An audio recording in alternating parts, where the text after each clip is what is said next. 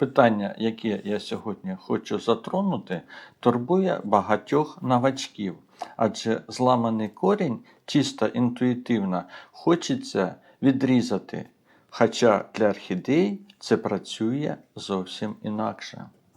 Отже, вітаю всіх на каналі Орхідеї вдома, я Станіслав, і сьогодні ми будемо відповідати на питання глядачки Вікторії.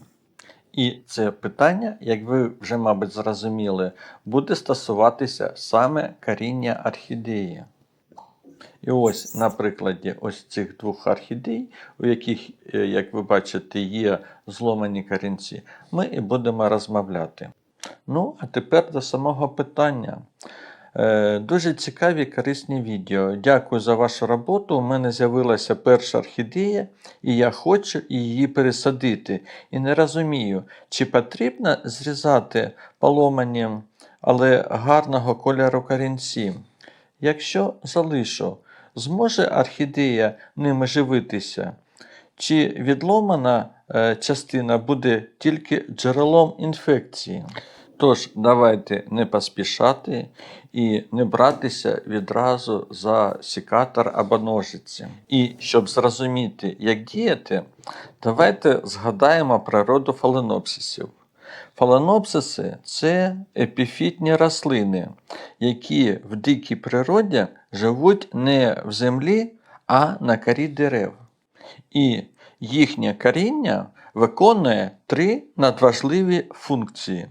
Перше – це закріплення.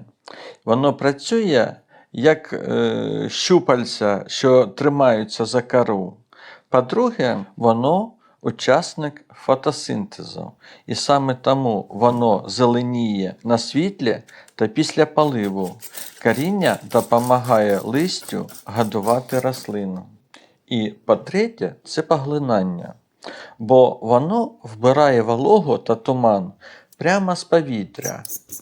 І тепер головний секрет. Те, що ми бачимо ось зовні, це не сам корінь, а це веламен. Це така губчаста оболонка, яка вбирає воду. А сам же корінь – це така тоненька ниточка, жилка всередині цієї губки. Давайте подивимося на мої орхідеї. У них величезна здорова коренева система.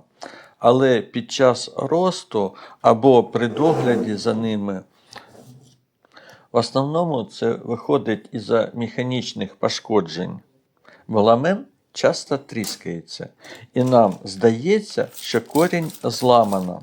Але якщо колір залишається зеленим або сріблястим, коли сухий, і сам корінь нижче зламу щільний і твердий, внутрішня провідна нитка ціла.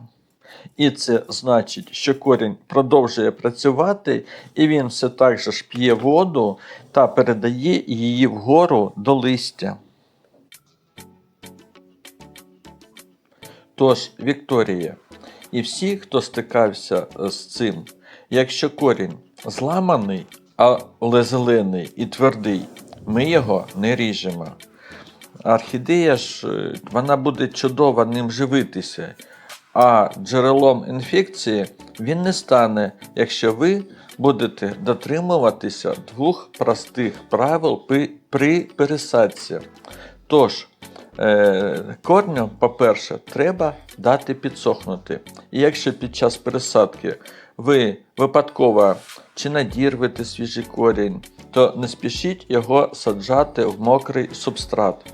Дайте орхідеї полежати з відкритим корінням кілька годин, щоб мікротріщини затягнулися, а можливо навіть і не годин, а добу і дві. То треба дивитися у кожному випадку окремо. І по-друге, це треба обробити злам. Мабуть, ви бачили, як я застосовую корицю, тож місце свіжого надлому можна припудрити або корицею, або активованим вугіллям. І що ж тоді різати? Можливо, запитаєте ви. То відповім так, що різати потрібно тільки те, що вже згнило або висохло. Тобто стала таким, знаєте, жовто-коричневим, пустим або перетворилася на ниточку без губчастої оболочки, тобто без воламена. Ось це дійсно розсадник бактерій. А як ви бачите, у цих двох екземплярів коріння живе своїм життям. Воно активне і здорове, попри будь-які заломи. Бачите, скільки його тут усього.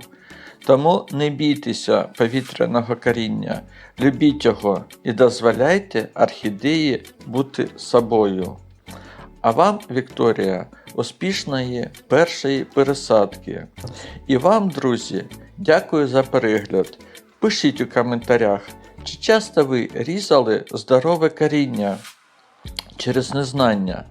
Звісно, ставте лайк, підписуйтесь і, звичайно, до зустрічі на каналі Орхідеї вдома знову і знову. А на сьогодні бувайте. На все добре.